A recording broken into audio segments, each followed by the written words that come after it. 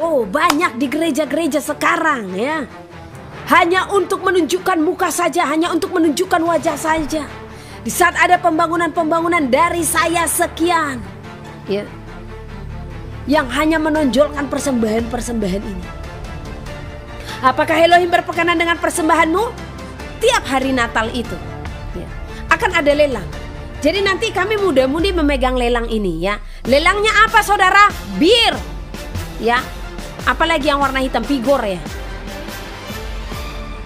Ya. Nah, Red Label, makanan-makanan, ada ayam panggang segala macam ya, dilelang. Nanti lagunya apa? Lagu dunia 1, 2, 3. Udah sambil joget-joget dihantarkan ini kepada orang yang menang dalam pelelangan. Wow, seperti inikah? Dan anak-anak itu pun nanti akan dibuat berjoget-joget dengan lagu-lagu dunia. Ya. Nanti para orang-orang tua menyumbangkan uang kepada anak-anak. Seperti inikah yang Tuhan kenan?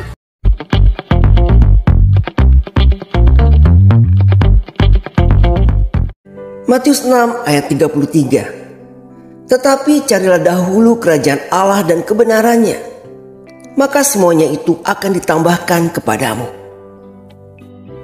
Amsal 20 ayat 5. Rancangan di dalam hati manusia itu seperti air yang dalam, tetapi orang yang pandai tahu menimbanya. Amsal 19 ayat 21. Banyaklah rancangan di hati manusia, tetapi keputusan Tuhanlah yang terlaksana. Saudara dan saya ada sampai detik ini karena kasih Tuhan. Saudara memiliki sukacita dan damai sejahtera karena ada Roh Kudus yang diam dalam kita. Saudara dan saya ada dan berdiri sampai hari ini karena kesabaran hati Tuhan. Ingat, saudara dan saya adalah pendosa. Tetapi karena kesabarannya, dunia ini masih berjalan. Masih ada sampai detik ini. Ya. Saudara dan saya pun masih ada berdiri sampai detik ini karena kemurahan hati Tuhan. Saudara bisa berdiri, saudara bisa makan, masih ada hujan, masih ada terang. Itu karena apa? Kebaikan Tuhan.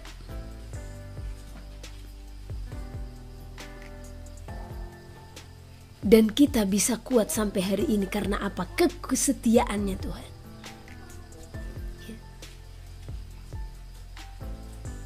Dan terlebih, kita masih bertahan sampai hari ini. Dunia ini masih berjalan karena apa?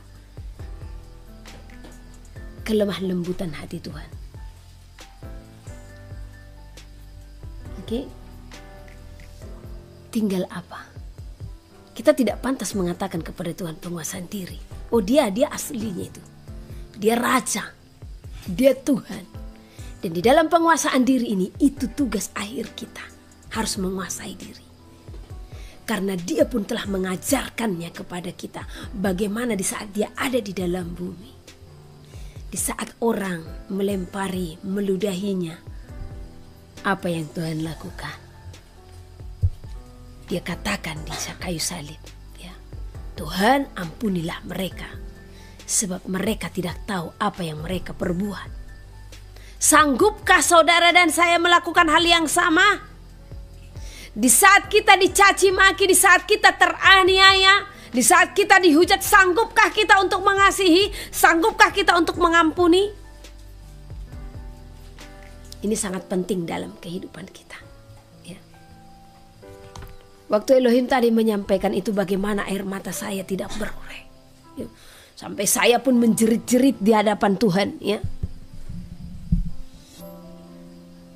Saya mengatakan, siapa saya Tuhan?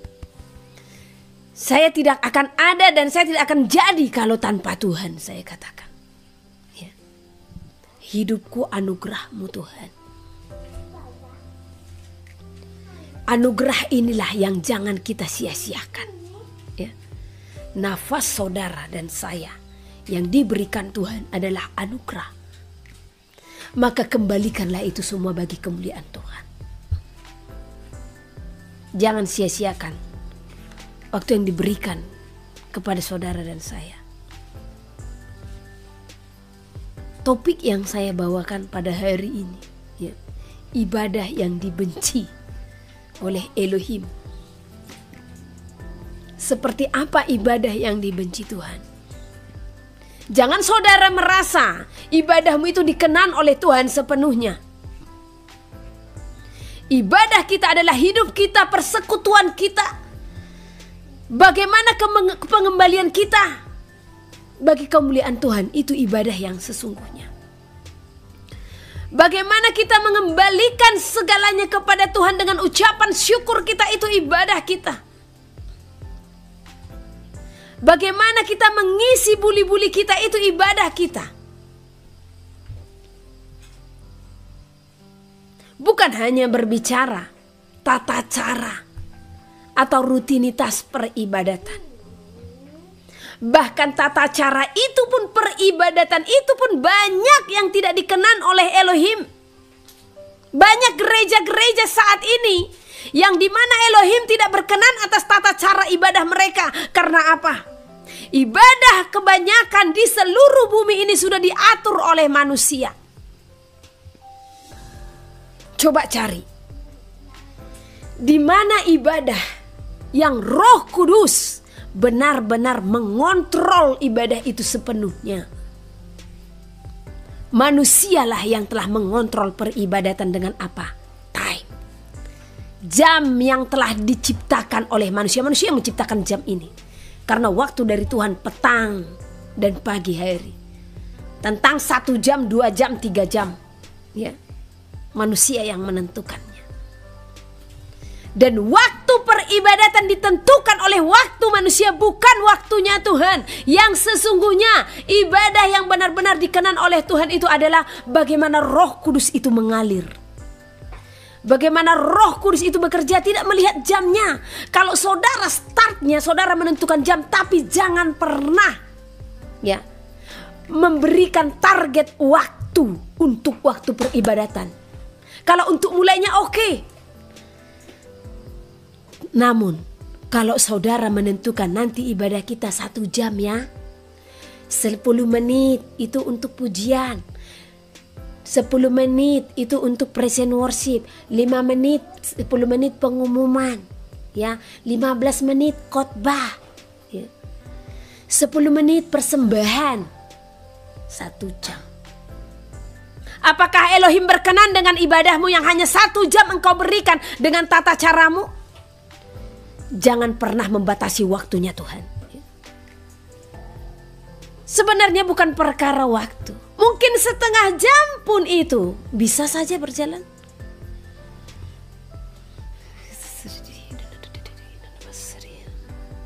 Namun, apakah dalam ibadahmu itu engkau sepenuhnya mengembalikan kepada Elohim? Apakah ibadah itu engkau sepenuhnya serahkan kepada Bapa? Bapa, ini ibadah kami. Kami tidak akan membatasi waktumu. Mengalirlah Roh Kudus. Tuhan rindu itu di zaman ini.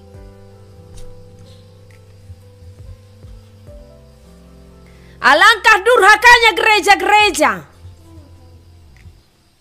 yang membatasi waktu Tuhan, ya. Alangkah durhakanya gereja-gereja yang hanya menjadikan altar sebagai panggung pentas seni, yang hanya menonjolkan suara, choir dengan gemerlap lampu-lampu, ya, dengan action di altar. Apakah ini ibadah yang dikenan oleh Tuhan? Elohim benci ibadahmu jikalau engkau tidak mengembalikannya kepada Roh Kudus. Kalau hanya penampilanmu di altar saja, saya sampaikan kepada saudara, turun dari altar. Buat apa ibadah rutinitas seperti ini? Pernahkah saudara sadari banyak sekarang, ya, tempat peribadatan itu yang hampir mirip dengan diskotik.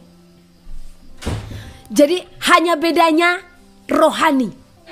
Ya, tapi cari hiburan. Saya stres, saya datang ke gereja dulu. Bernyanyi-nyanyi, melompat-lompat di gereja plong tanpa disadari tidak ada kuasa dalam peribadatannya. Buat apa engkau plong hanya karena nyanyian puji-pujian yang sukacita, namun Roh Kudus tidak diam dalammu? Apakah ibadahmu dikenan oleh Tuhan?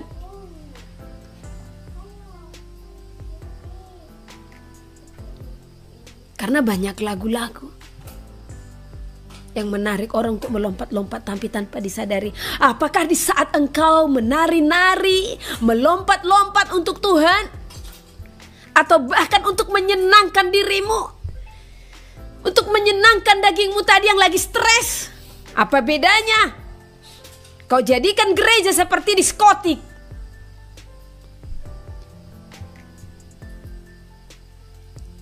Elohim merindukan worship leader yang benar-benar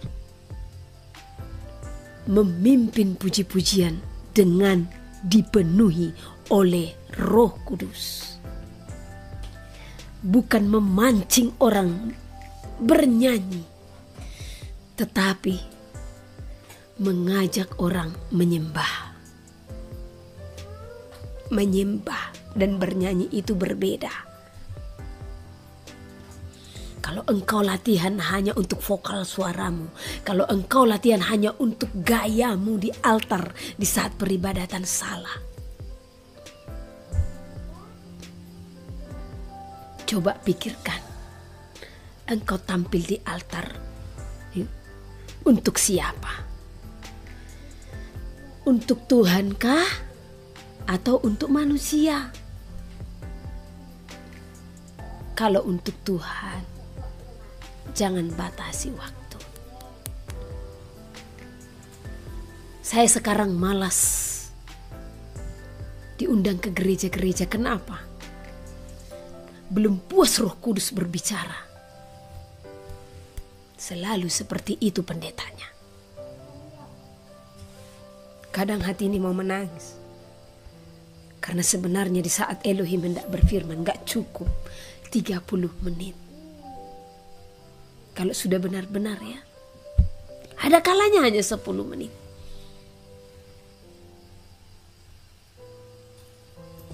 Bertobat. Coba kita renungkan. Banyak gereja-gereja antusias dengan fasilitas. Ya. Antusias dengan aksesoris sampai buat efek smoke itu ya, smoke ya. Asap-asap smoke efek ya. Lampu kerlap-kerlip. Latar di belakang warna hitam untuk menonjolkan lampu yang kerlap-kerlip tadi. Sadar enggak hitam itu lambang dari kegelapan? Mengapa harus ini yang kita adopsi? Dari sana saja terpancar, tujuannya untuk apa? Diskotik ya seperti itu. Dibuat dia gelap, dibuat cahaya remang-remang. Ya, supaya lampu kerlap-kerlipnya ini menyinari sekeliling. Kenapa gereja sekarang harus seperti itu? Apa itu yang Tuhan kenang? Tidak, hatimu yang Tuhan kenang. Bagaimana engkau datang menyembahnya? Bagaimana hatimu yang tulus datang menyembahnya? Tuhan tidak melihat penampilanmu, yang penting kamu sopan, rapi. Yang ada engkau memakai pakaian yang tidak selayaknya sebagai seorang perempuan engkau melayani di altar. Firman Tuhan juga sudah berkata, kalau bagi wanita berpakaianlah selayaknya seperti wanita. Jangan engkau memakai pakaian seperti laki-laki.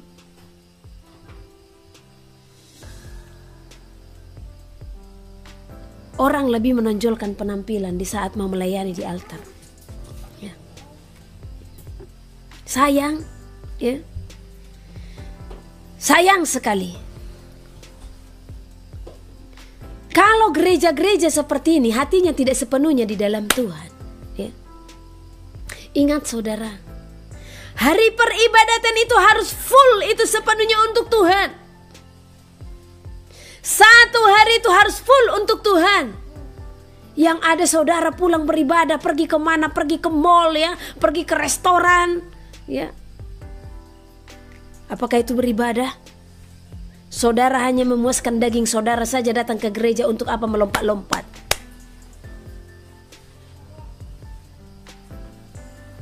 Satu jam itu saudara berikan, datang kepada Tuhan untuk apa? Mengungkapkan unek-unek. Berjam-jam berikutnya apa? Untuk dunia. Kita munafik di depan Tuhan. Tanpa disadari, orang-orang yang seperti inilah yang mempermainkan hati Tuhan. Untuk apa saudara beribadah? Kalau satu hari itu saudara pun pergi jalan-jalan, saudara pun kemana-mana. Karena bukankah Tuhan berfirman? Ya. 1 hari lamanya, 6 hari lamanya engkau melakukan pekerjaanmu, tetapi 1 hari itu penuh full untuk Tuhan. Jadi sadari, hari peribadatan yang kamu berikan untuk Tuhan, sudahkah engkau berikan untuk Tuhan? Atau 1 jam di gereja, selebihnya jalan-jalan. Oh, durhakanya kita di hadapan Tuhan. Bagaimana Elohim tidak murka dengan dunia ini ya. Mari kita buka dari Amos pasal yang ke-5 ayat 21 sampai 24.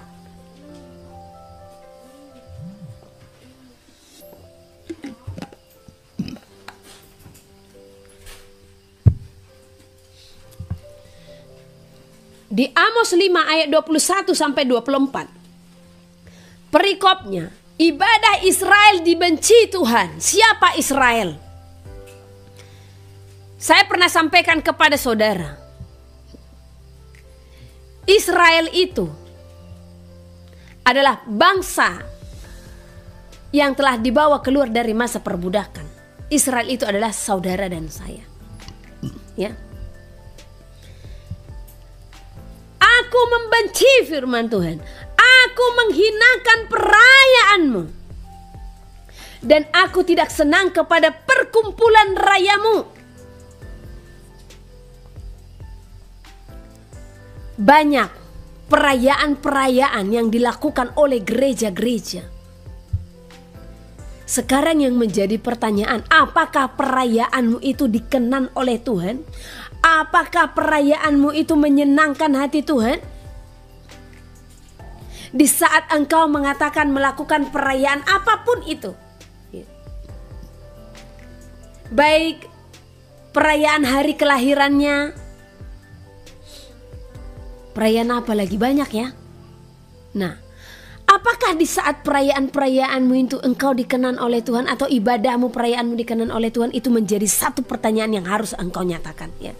Saya lihat ya, ini kontroversi sebenarnya tentang Natal ya. Sebenarnya ini di sini saya tidak berbicara masalah bulannya dulu ya, masalah perayaannya. Banyak orang merayakan hari Natal 25 Desember. Ya.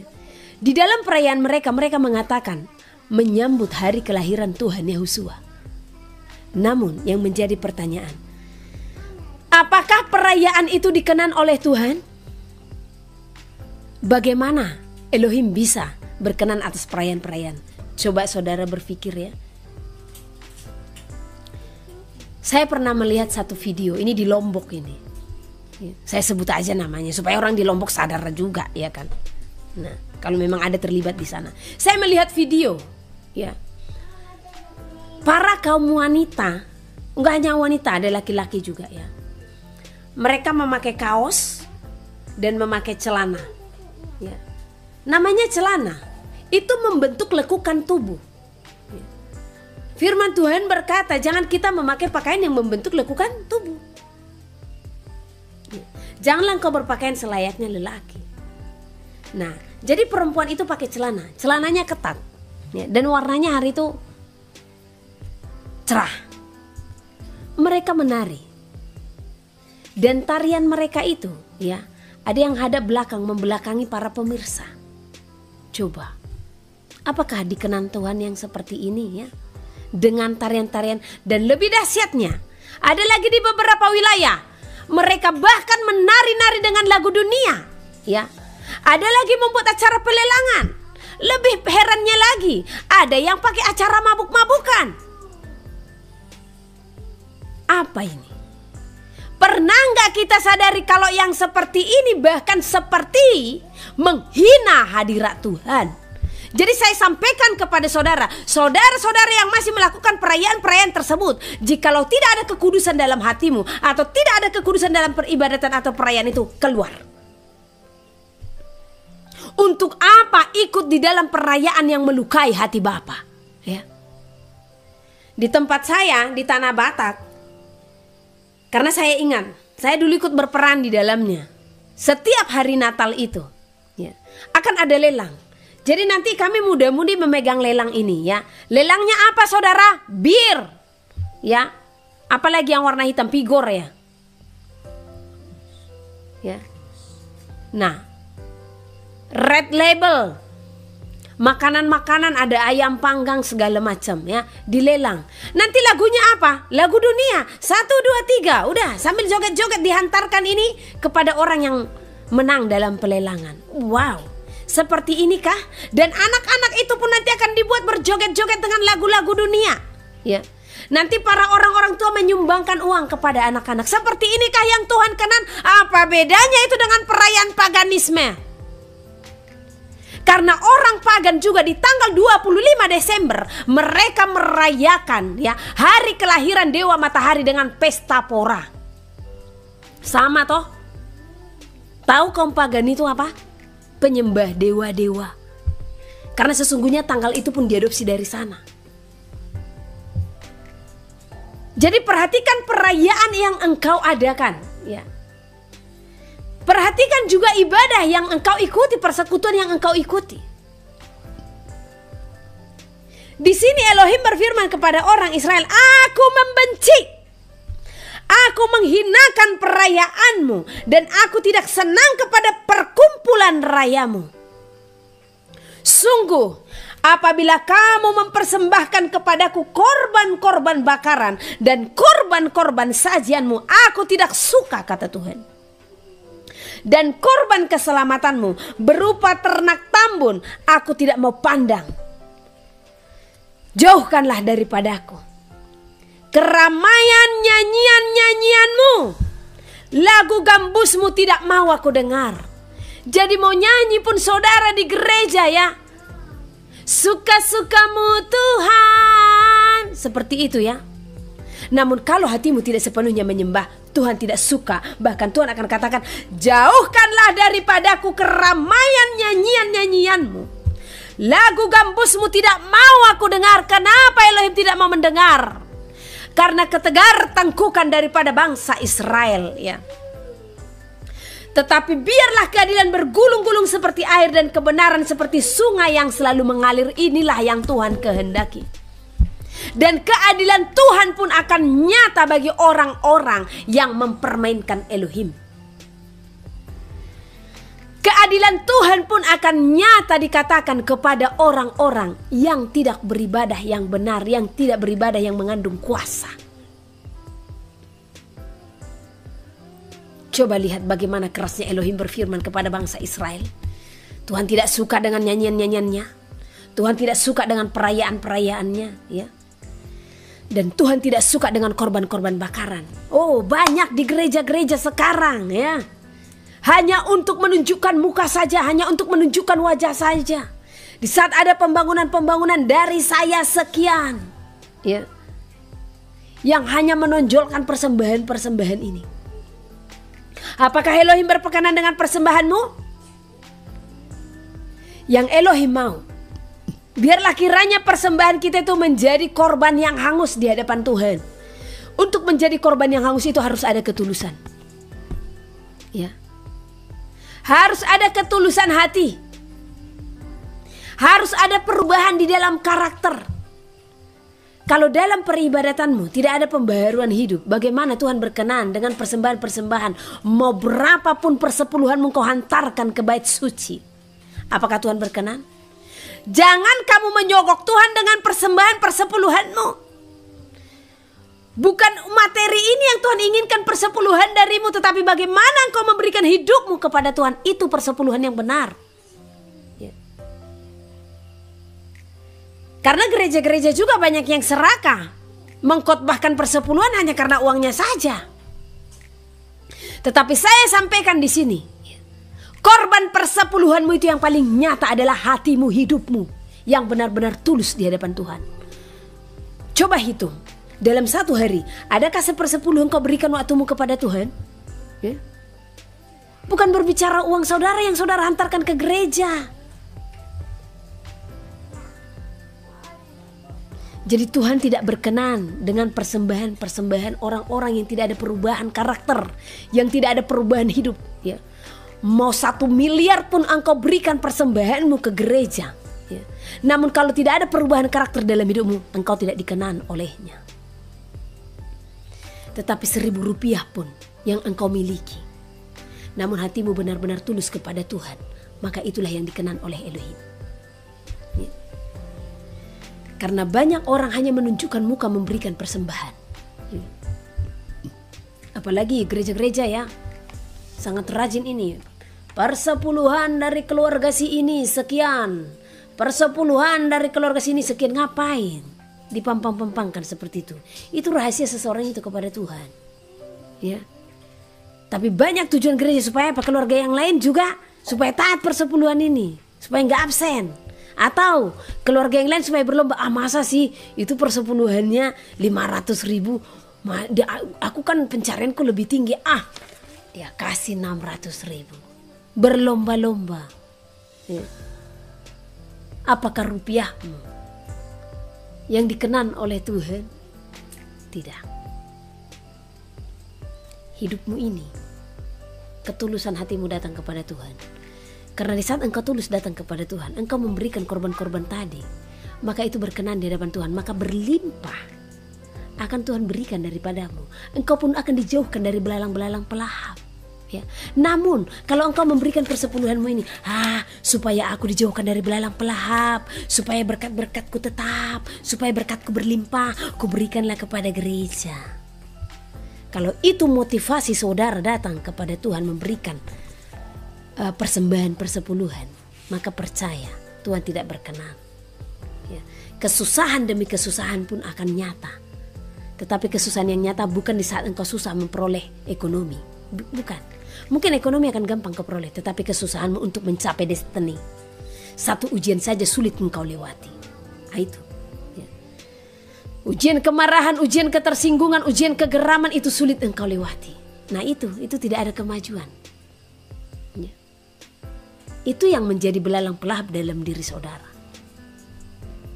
Bukan terhalangnya berkat-berkat finansial ini, ya. Oh, iblis pun bisa menawarkan kepadamu hal-hal finansial, ya. Jangankan sama saudara dan saya, sama Tuhan Yahushua saja ditawarkan kerajaan dunia, ya. Dan iblis juga bisa meninabobokan saudara. Dengan apa? Iblis lihat, motivasinya ini datang ke gereja memberikan persepuluhan supaya berkatnya berlimpah. Oke, dia telepon kawannya, hai Legion, udah kasih aja hartanya banyak-banyak, ya. Tapi di saat dia teruji dalam hal karakter pemarah, dia tidak lolos. Berkatnya tetap berjalan sehingga dia lupa diri. Ya, lupa diri. Kenapa saya katakan demikian? Tanpa disadari, karena berkat-berkatnya atau karena uang-uang yang berjalan tadi, ya, dia merasa Elohim itu berkenan atas hidupnya. Jadi di saat dia marah kepada seseorang, di saat dia benci kepada seseorang, dia merasa Tuhan masih berkenan atas hidupnya. Tanpa disadari, iblis pun bisa bekerja melalui uang-uang ini, saudara. Ya, harus tulus. Kalau tidak ada ketulusan sama aja. Di saat memberi juga, kalau engkau tidak ada ketulusan sama saja. Ya. Beberapa waktu lalu kami teruji dengan hal ketulusan. Ya. Kadang saudara-saudara yang memberkati, kadang saya bingung. Kenapa sih kalau memberkati itu harus mengungkit-ungkit berkat yang diberikan? Itu karena apa? Saudara merasa apa yang saudara berikan itu adalah milik saudara. Saya sampaikan kepada saudara, siapapun saudara yang memberkati sesamamu, baik pun tim ini ataupun sesamamu manusia engkau berkati, jangan pernah merasa itu uangmu. Karena Elohim tidak akan mengembalikannya kepadamu. Ya. Sekalipun orang itu menyakitkanmu, jangan pernah menyesali apa yang sudah pernah engkau korbankan. Ya. Apalagi jika itu tidak menyakitimu. Ya. Saya sering kaget. Ya. Jadi saya sampaikan, karena sekalipun saudara memberkati kami pun melakukan hal yang sama kepada sesama kami. Mungkin berkat yang saudara berikan itu masih 1/1000 atau 1/100.000 dari apa yang saudara miliki, saudara berikan ke pelayanan ini. Tetapi pelayanan ini sudah memberikan 100% yang dia miliki kepada yang berkekurangan. Itu sudah kami lakukan. Sekalipun nilainya berbeda dari apa yang saudara berikan. Satu contoh, saudara memiliki uang, ya, 100 juta di ATM. Saudara memberkati kami 1 juta. Mana lebih besar daripada kami memberkati uang kami hanya 3 juta di ATM, tetapi kami berikan 2.900.000. Oh, janganlah lebih besar ya. Oke, uang kami hanya 500.000 di ATM, tapi kami memberikan 450.000. Nilainya lebih besar dari yang saudara berikan tadi ya. Oke ya, 10 juta saya taruh 10 juta. Saudara berikan 10 juta dari uang saudara yang ratusan juta. Saudara berikan 10 juta. Ya. Saya yang punya uang 500.000, saya berikan 450.000. Mana lebih besar jumlahnya? Tetapi seharusnya setiap kita yang memberkati haruslah dengan hati yang tulus. Jangan pernah memberkati orang untuk imbalan balas jasa. Itu namanya tidak memberkati. Ya. Miris kalau melihat orang-orang yang seperti ini. Miris. Ya. Jadi kembali, bagaimana Tuhan tidak berfirman? Ya. Sungguh apabila kamu mempersembahkan kepadaku korban-korban bakaran dan korban-korban sajianmu, aku tidak suka. Dan korban keselamatanmu berupa ternak yang tambun, aku tidak mau pandang, kata Tuhan. Mau 100 juta pun yang kau berkati, kalau namun hatimu tidak ada ketulusan, maka Tuhan pun tidak akan memandang persembahan saudara. Jadi berkat-berkat yang kita berikan harus dibarengi dengan apa? Hati yang tulus. Sekalipun orang lain itu menyakitkan. Ya. Kami sering kali memberkati orang, namun pada akhirnya kembali untuk menyerang kami. Tetapi apa? Saya selalu bilang sama Tuhan, kasihi dia Tuhan. Jadi jangan pernah menghitung berkat-berkat yang kau berikan kepada sesamamu. Karena apa? Itu milik Tuhan. Aset Elohim yang diberikan pertanggungjawaban kepada saudara dan saya. Untuk kita kelola kemana jalan-jalannya ini nanti. Kalau Tuhan katakan ini untuk fakir miskin, berikan. Kalau Tuhan katakan ini untuk janda-janda, berikan. Kalau Tuhan katakan ini untuk pembangunan gereja, berikan. Kenapa kita harus menghitung? Dengan perkataan-perkataan kita untuk menyinggung-nyinggung berkat tersebut dengan mengharapkan kita untuk berbalas jasa. Ya. Hati-hati dengan berkat. Ya.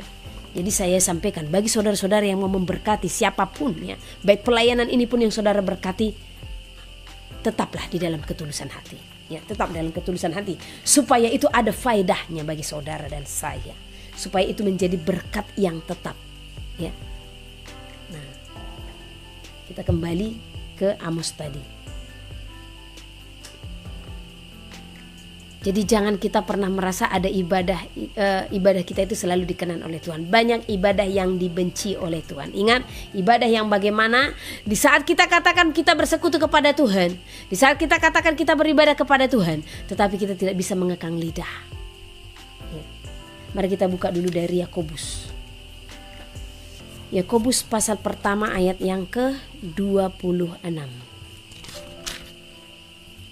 Yakobus. Ini Alkitabnya masih lengket banget.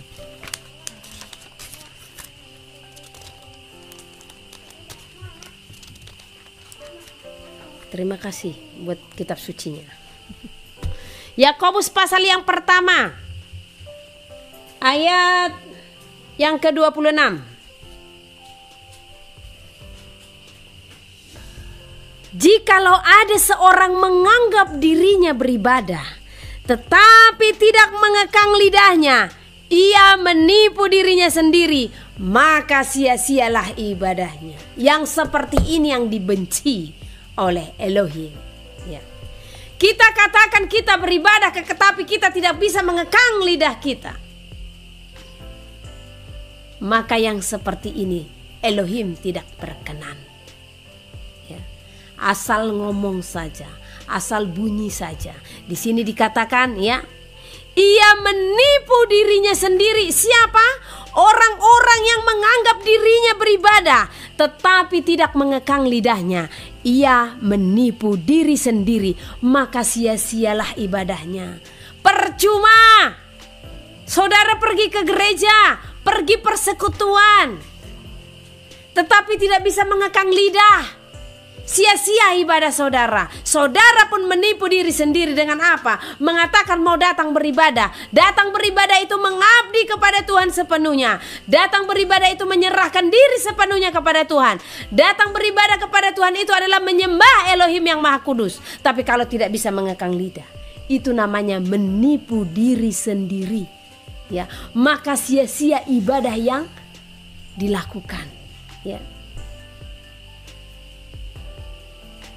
Jadi orang-orang yang seperti ini yang masih geram, marah ya. Ini orang yang tidak ada kuasa dalam peribadatan ya. Kita buka dulu dari 2 Timotius. 2 Timotius pasal yang ketiga, ayat yang kelima. Jadi orang yang masih tidak bisa mengekang lidah, biasanya itu orang apa? Ya, orang yang suka marah, ya. Orang yang sering mengucapkan kata-kata kotor. Orang yang sering mengucapkan kata-kata yang sia-sia. Kegeraman ada pada dirinya yang tidak bisa mengekang lidahnya, ya. Maka orang ini disebut secara lahiriah, ya. 2 Timotius pasal yang ketiga ayat yang kelima. Secara lahiriah mereka menjalankan ibadah mereka, tetapi pada hakikatnya mereka memungkiri kekuatannya. Jauhilah mereka itu. Mau dicatat ya, untuk menjauhi orang yang seperti ini. Kenapa? Karena Elohim murka dengan orang-orang yang seperti ini, yang katanya beribadah tetapi tidak bisa pengendalian diri, ya, buah roh penguasaan diri. Ya. Manusia yang seperti apa? Manusia yang menyombongkan diri, itu di ayat yang di atas ya, keadaan manusia pada akhir zaman. Ya.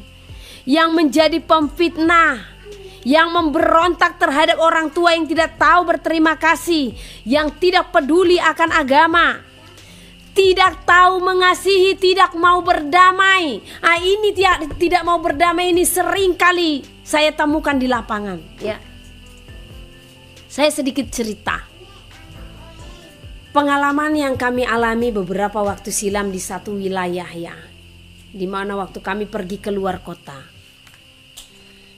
Saya ceritakan ini sebagai bahan perenungan dan bahan pelajaran bagi kita semua. Saat itu saya disampaikan Elohim untuk menyampaikan pesan kepada seorang yang juga ya, karena kita semua anak Elohim ya. Nah, pesan Elohim itu apa?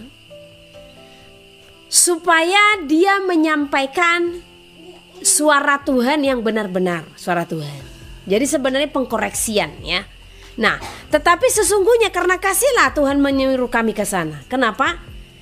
Tuhan tahu di dalam diri seseorang ini ada suara-suara yang disampaikan dan diklaim suara Tuhan sepenuhnya. Sebenarnya Tuhan bisa marah nggak? Bisa. Di perjanjian lama, di ulangan, itu dikatakan jikalau seorang nabi menyampaikan sesuatu dari Tuhan, tetapi itu tidak dari Tuhan, maka nabi itu akan mati. Nah, di zaman ini ada kasih karunia, ada kemurahan tadi, ada kesempatan tadi, ada kelemah lembutan tadi, ada kebaikan tadi, ada kesabaran tadi yang memberikan kita kesempatan untuk memulihkan ini semua. Tuhan melihat seseorang ini, ya, maka dari buahnya kita harus melihat dan mengenali apakah benar Elohim berfirman kepada dia atau tidak. Ya. Satu hal saya sampaikan dan kembali dan selalu saya sampaikan kepada saudara. Oh, keras banget. Ya, tidak akan berfirman kepada seorang pemarah.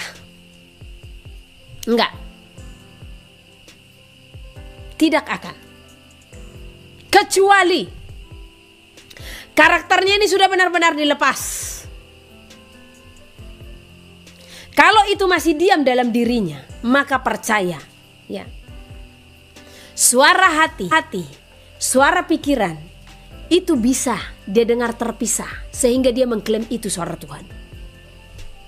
Ingat, suara hati dan pikiran itu juga baik kalau dia orang yang di dalam Tuhan. Ya.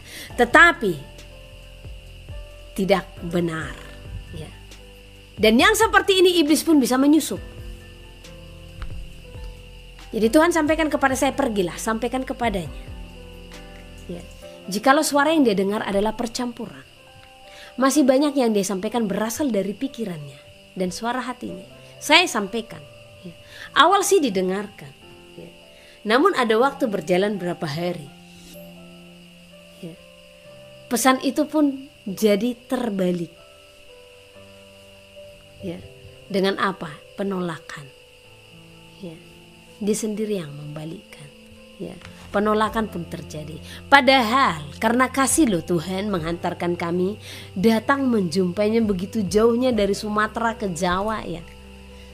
Karena kasih. Karena Tuhan memberikan dia kesempatan untuk memulihkan keadaan. Ya. Dan pada akhirnya sesuatu yang besar pun terjadi, ya. Dan ini sejarahnya saya pulang dari satu wilayah dengan apa? Berurai air mata. Karena bisa-bisanya saya pulang dari satu tempat, ya. Malam itu tuan rumah tidak tidur di rumah itu. Tapi saya hanya bilang sama Tuhan, Bapak, seharusnya saya yang sakit hati, tetapi entah kenapa belas kasih yang kau taruhkan di dalam hati ini. Ya.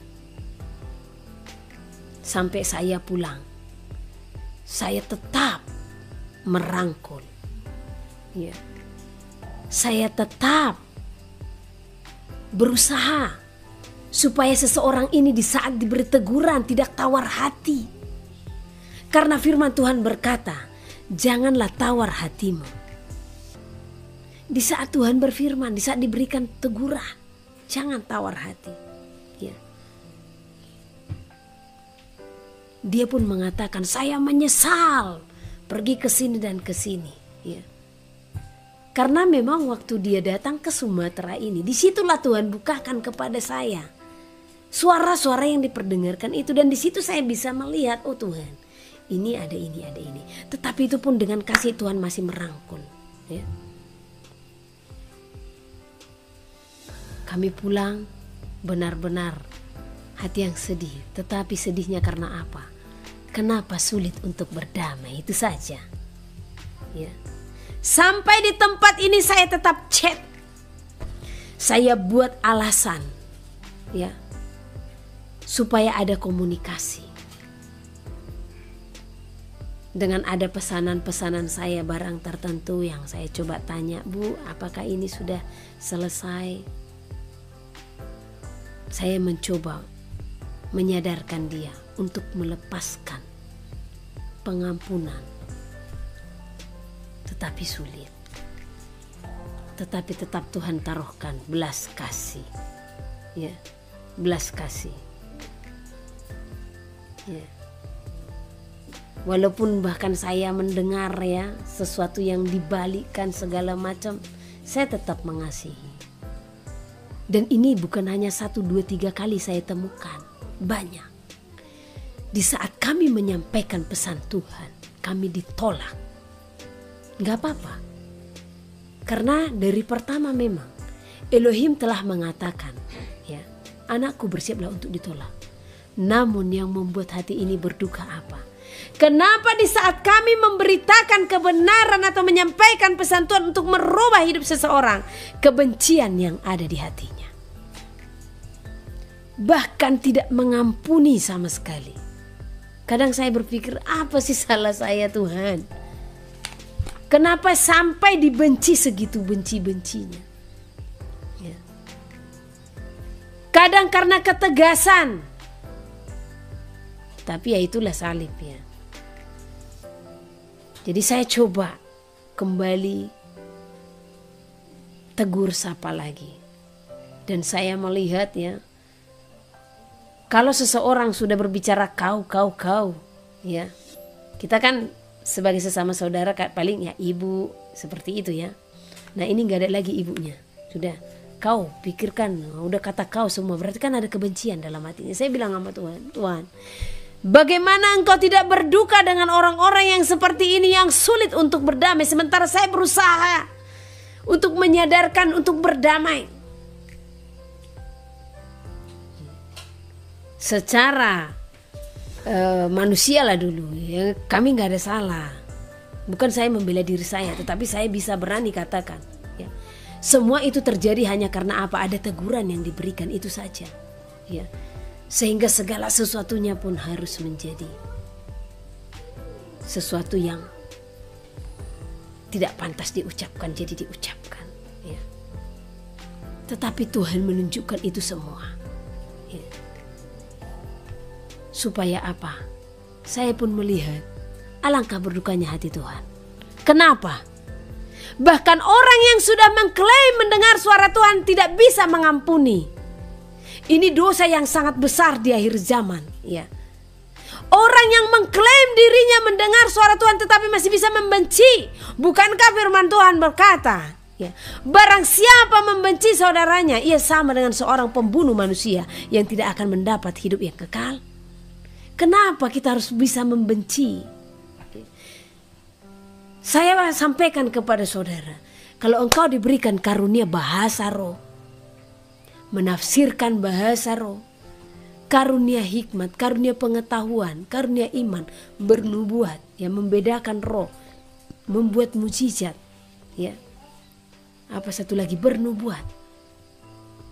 Sekalipun engkau memiliki itu, jangan bangga.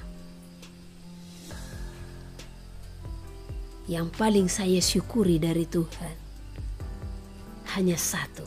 Beginilah firman Tuhan, penebusmu, yang maha kudus, Allah Israel. Akulah Tuhan, Allahmu, yang mengajar engkau tentang apa yang memberi faedah, yang menuntun engkau di jalan yang harus kau tempuh. Maka Yesus berkata pula kepada orang banyak, katanya, akulah terang dunia, barang siapa mengikut aku, ia tidak akan berjalan dalam kegelapan, melainkan ia akan mempunyai terang hidup. Kata Yesus kepadanya, akulah jalan dan kebenaran dan hidup. Tidak ada seorang pun yang datang kepada Bapa kalau tidak melalui aku. Tuhan Yesus memberkati.